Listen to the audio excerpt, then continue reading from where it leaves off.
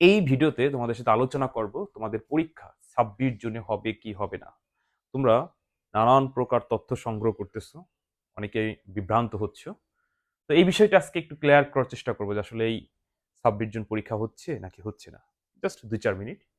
এখন বিষয়টা হচ্ছে তোমরা যারা এইচএসসি ২০২৫ সালের পরীক্ষার্থী, তোমরা ইতিমধ্যে রুটিন পেয়ে গেছো যে তোমাদের ২৬ জুন থেকে পরীক্ষা। কিন্তু আমরা অনেক অনেক সময় অনেক তথ্য পাচ্ছি, হয় সেটা গুজব হোক সত্য হোক। তো নানান বিষয়ে কথা বলবো। কিন্তু তুমি যদি পরীক্ষার্থী হয়ে থাকো, তোমাকে আমি এই কথাগুলো বলার আগে একটি কথা বলে রাখি, সেটি হচ্ছে ২৬ জুনে পরীক্ষা হোক বা না হোক এই চিন্তা তোমার না। তোমার চিন্তা করা উচিত যে আগামীকালকে আমার পরীক্ষা, সেই হিসেবে তোমার পড়াশোনা করা উচিত। ওই তারিখ পরিবর্তন করলে কি হলো না হলো ওই চিন্তা তোমার দরকার নাই। তুমি শুধু পড়াশোনা নিয়ে ব্যস্ত থাকো, যেদিন পরীক্ষার ডাক পড়বে সেদিন যে পরীক্ষা দিবা। তোমার আন্দোলনেরও দরকার নাই, এই তারিখ পরিবর্তন হয়ে কোথায় দাঁড়াবে, আগে দিবে না পিছা দিবে তাও চিন্তা করার দরকার নেই। শুধু একটা চিন্তা করো, পড়াশোনা। কারণ এই মুহূর্তে তোমার ওই একটা লক্ষ্য ছাড়া আর কোনো লক্ষ্য নাই যে আমি ভালো একটা ফলাফল অর্জন করে ভালো একটা জায়গায় পৌঁছাবো। তারিখ পরিবর্তন করলে তুমি ভালো জায়গায় পৌঁছাইতে পারবে না, কিন্তু পড়াশোনা করলে ভালো জায়গায় পৌঁছাইতে পারবে। তো যাই হোক, এই বিষয়ে একটু কথা বলতেছি যাতে বিভ্রান্ত না হওয়া। আর একটু কথা বলে রাখি, সেটি হচ্ছে তোমরা যারা আইসিটিতে একদম 0%-এ আছো, শূন্যতে আছো, চাইলে এই যতদিন পরীক্ষার বাকি আছে, ধরো ১ মাস, এই ২৬ জুনটাই ধরি, চাইলে ১০০% এই যে এখানে আমি যেটা লিখে রাখছি, এটা তুমি যে লেভেলের শিক্ষার্থী হও, কম মেধাবী বেশি মেধাবী যে হও, এইটাই পৌঁছাবোই, মানে আমি পৌঁছাবো তোমাকে। তবে কোনো শিক্ষার্থী মানে যদি আরো একটু পরিশ্রম করে এর থেকে বেশি অর্জন করতে পারবে। দেখো, আমি পঞ্চম অধ্যায় সব থেকে বেশি পার্সেন্ট দিচ্ছি, ৯৫%। অনেকে পঞ্চম অধ্যায় ভয় পায়, কিন্তু আমি পঞ্চম অধ্যায় এই জায়গায় বেশি রাখছি যে এইটাই তুমি যাবা। কারণ মাত্র ৭ থেকে ৮টি ক্লাস দিব, একদম পুরো পঞ্চম অধ্যায় শেষ। আর এমসিকিউর জন্য ১৫টা ক্লাস আছে সকল অধ্যায়ের উপরে, এটা করলে শেষ। এখন তুই বলতে পারো, স্যার লাইভে করাবেন না? এটা হলো বেসিক রেকর্ড দিব, বেসিক স্ট্রং করবো, বা রেগুলার লাইভে তোমাকে প্র্যাকটিস করাবো। তো এই ডিভিশন ব্যাচে মাত্র ৪৯৯ টাকাতে ভর্তি হলে, যদি আইসিটি নিয়ে সমস্যায় থাকো, মানে পাস ফেল নিয়ে ভয়ে থাকো, তোমার পাস করানোর দায়িত্ব আমার। আর আরেকটু পরিশ্রম করলে, বা আমি যেভাবে তোমাকে গাইড করবো, ওই কথাগুলো শুনলে A+ এনে দেওয়ার দায়িত্ব আমার। তো যাই হোক, সময় নষ্ট না করে ওই যে পরীক্ষা যেদিন হোক বা না হোক, দ্রুত আমার এই হোয়াটসঅ্যাপ নাম্বার SMS দিয়ে এই আইসিটি কোর্সে ভর্তি হয়ে যাও। আইসিটিতে বিপদ পার হয়ে যাবে। আর বেশিরভাগ শিক্ষার্থী কিন্তু আইসিটির এমসিকিউতে খারাপ করে, হ্যাঁ? দেখো, পরীক্ষা ২৬ জন হতে পারে কি পারে না এটা নিয়ে একটু বলি।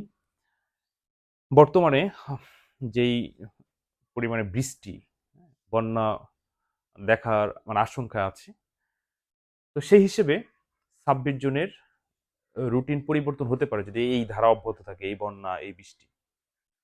তা না হলে আপাতত কোনো সম্ভাবনা নাই।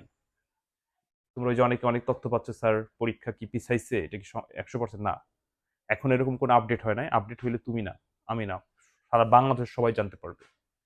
তার মানে আপাতত এখন পর্যন্ত ২৬ জুনেই পরীক্ষা হবে, এটা এখনো পরিবর্তন হয় না, এক। দ্বিতীয়তে, পরিবর্তন হতে পারে যদি এই বন্যার আশঙ্কা আরো বৃদ্ধি পায়, বা এই বৃষ্টির ধারাবাহিকতা এভাবেই থাকে, তাহলে পরীক্ষা পেছানোর সম্ভাবনা আছে। কিন্তু এখন পর্যন্ত নাই, এখন পর্যন্ত যেমন আছে ২৬ জুনেই পরীক্ষা হবে। তো তুমি ২৬ জনকে টার্গেট করে লক্ষ্য করে পড়াশোনা করো।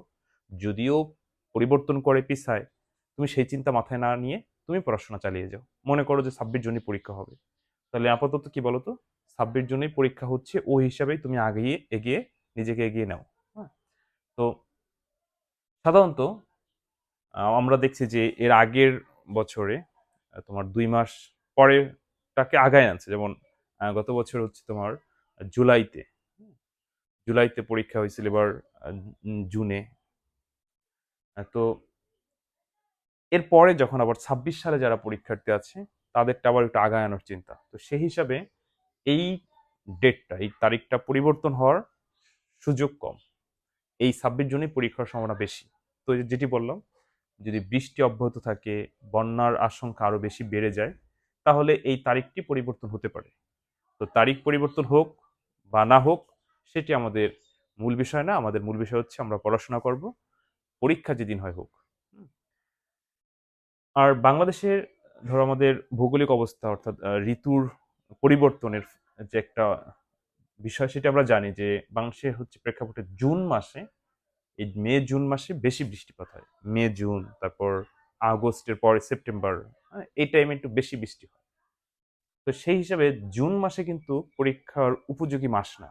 কিন্তু ওই যে করোনার কারণে বিগত বছরগুলোতে যে একটা গ্যাপ ছিল, ওই গ্যাপটা আস্তে আস্তে আস্তে তো একবারে তো সম্ভব না, আস্তে আস্তে পূরণ হতে হতে ধরো 26-27 যে মার্চ এপ্রিলে মেতে পরীক্ষা হবে।